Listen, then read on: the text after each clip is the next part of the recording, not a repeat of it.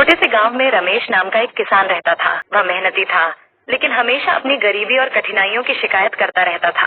उसका मानना था कि किस्मत ने उसके साथ अन्याय किया है, इसलिए वह कभी सफल नहीं हो सकता। गांव में ही मोहन नाम का एक और किसान था, जो रमेश की ही तरह मेहनती था, लेकिन उसकी सोच बिल्कुल अलग थी। वह हमेशा सकारात्मक रहता और हर परिस्थिति में कुछ अच्छा देखने की कोशिश करता।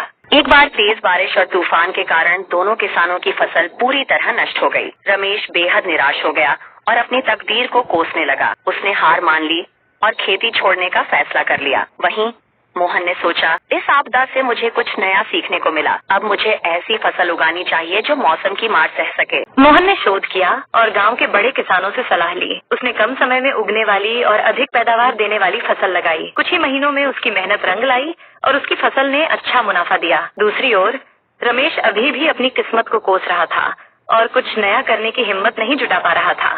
कुछ समय बाद जब गांव में एक कृषि मेले का आयोजन हुआ तो मोहन को उसकी नई तकनीक के लिए सम्मानित किया गया। यह देखकर रमेश को एहसास हुआ कि असली समस्या उसकी गरीबी नहीं, बल्कि उसकी नकारात्मक सोच थी। उसने मोहन से प्रेरणा ली और अपने नजरिए को बदला।